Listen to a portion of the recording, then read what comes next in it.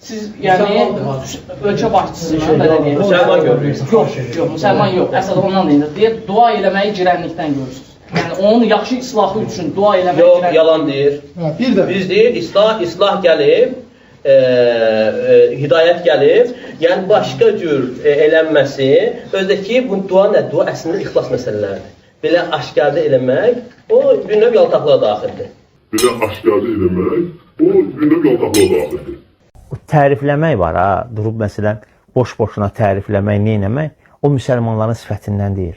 Amma üzdə tərifləmək, üzdə dua eləmək, Allah rəhbərimizin canını sağ eləsin, Allah onu qorusun, Allah onu nə bilim ucaltsın, neynəsin, bunu üzdə çıxıb eləmək, tribunada, xütbədə, minbərdə, YouTube'da bu əhlüsünnə sifətlərindən deyil. Şeyh buyurur ki, وَيَقُولُ بَعْضُهُمْ اَيْضًا Həmçinin bəziləri deyir ki, اِنَّ الدُّعَاءَ لَهُمْ مِنَ الْمُدَاهَنَةِ Həqiqətən də rəhbərlər üçün dua etmək, çox üzr istəyirəm sizdən, yaltaqlıqdır.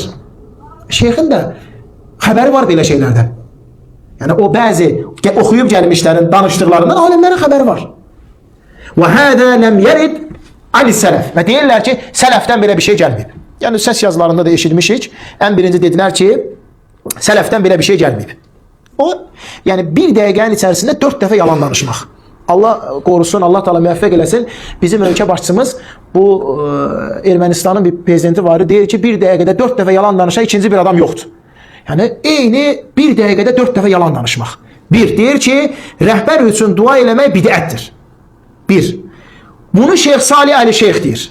İki, kim rəhbərə yəni dua eləyirsə, yəni rəhbər üçün dua eləyirsə, sələflərdən belə bir şey gəlməyib. İndi orada var, yəni eşidənlər bilir. Halbuki Allah Subhanahu taala hər şeyi açıq izah eləyir. Orada əksinə bir Şeyx Salih Əli Şeyx oxu nə dedi? Dedi, rəhbər üçün, onun islahı üçün dua etmək sünnədir, yəni bidət deyil, salih sələflərin əməlidir. Kim bunu danır, əks gedirsə, o adam xavariz mənhəclidir. Biz bu kəlamı eşidəndən sonra neynəməliydik? Əgər mən o sözü demişəmsə, Allah məni bağışla, məni əff elə. Xata eləmişəm, ya Rabbi. Səndən bağışlanma istəyirəm, məni əff et, məni bağışla. Demək əvəzinə xainlığımızı seçirlər. İnsanları əleyhimə danışdırtırırlar. Məni tutacaqlar. Yalandır. Vallahi belə şey yox. Bunu yəni ən cahil adam, Allah köməyi olsun, yəni yoldan keçən, onu bir günah üzərində tutsaq, dəyərli qardaşlarım. Məsələn, sigaret çəkən yerdə, məsələn, yalan danışan yerdə. Niyə yalan danışsan? Niyə sigaret çəkir? Cahillik üzərə. O neyniyər? Başın salmaz aşağı, başın salar aşağı, sənin nəsiyyəti eşidər. Yaxud da deməz ki, mən belə şey eləmirəm. Yaxud da deyər ki, eləyirəm, ancaq özümü saxlayamadım. Sən isə o boyda məktəb oxumusan, səfərlərdə olmusan, deyirsən ki, yalandır, belə şey yoxdur, mən belə söz deməmişəm. Yəni, gərək insan Allahdan haya eləyib utansın axı. Həya olmasa, bəzən qardaşlar deyir, buna səbəb nədir? Cavab, utanmaq yoxdur ona görə. Yəstəxfunə minən-nəsi Onlar deyir, insanlardan utanırlar və la yaxafunə minəllah. Allahdan isə utanıb həya eləmirlər. Yəni, Allah bizi bu mənhəcdən qorusun, dəyərli qardaşlarım. Şeyx indi onlara cavab verir. O yaltaqlıq deyənlərə, sələflər belə bir şey eləməyib deyənlərə deyir ki, İnnən nasihətə li əimmətil musliminə. Mən ərəbcəsini oxuyuram, indi xatalarım da var. Qoy o yaxşı ərəb dili bilənlər bu xataları düzəsinlər. Yaxud da onlar tərcümə eləsinlər. Onlar tərcümə eləsinlər bu kitabları, biz onlardan faydalanaq. Deyir ki, nəqulu ləhu, biz ona deyirik. Yəni, yaltaqlıqdır deyənlərə, sələflərdən belə şey gəlməyib deyənlərə. İnnən nasihətə li əimmətil musliminə ə'zamuhə əd-du'a'u ləhum bis-salah.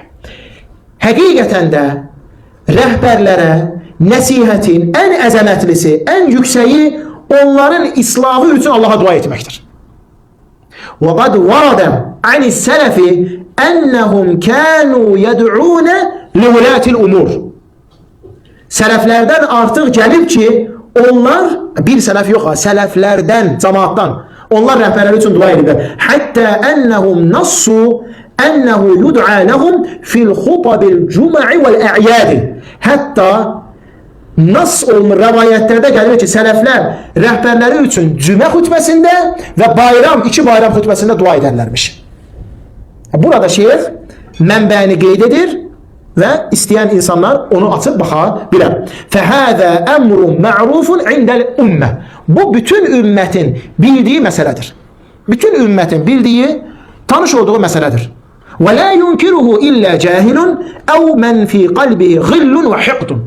Bunu ya cahil adam inkar eləyər, bu şeyləri bilməyər, ya da ki qəlbində xəyanət, kin, cüdurət olan şəxs inkar edib qəbul eləməz. Bidətdir deyər. Belə şey yoxdur deyər. Ehtiyac yoxdur və s.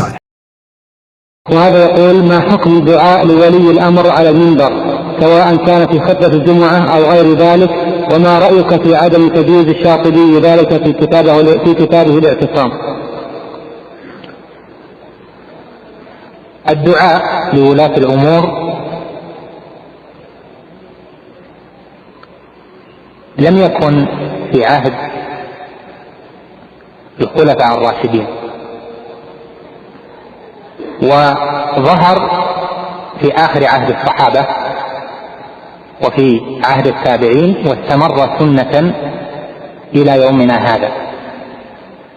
وسبب ذلك أنه لما ظهرت الخوارج، وكان الخوارج يرون التدين ببغض ولاة أمور المسلمين وكراهتهم والخروج عليهم، خالفهم أهل السنة بالدعاء ظاهرا على المنابر بالعلن لولاة الأمور. وكان السلف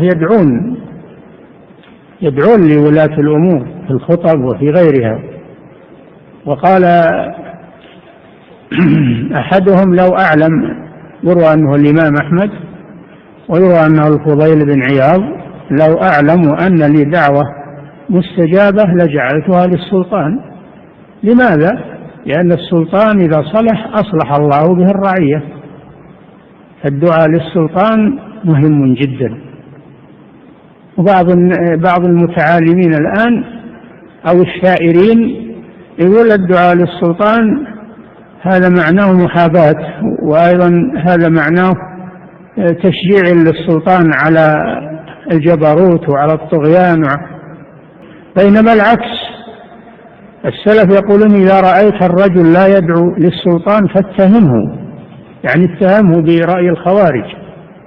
السلف يقولون هذا: إذا رأيت من لا يدعو للسلطان فاتهمه، لأن له رأي آخر غير رأي المسلمين.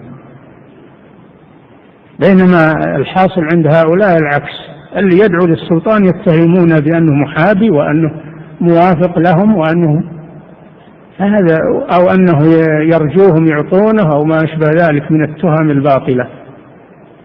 نعم.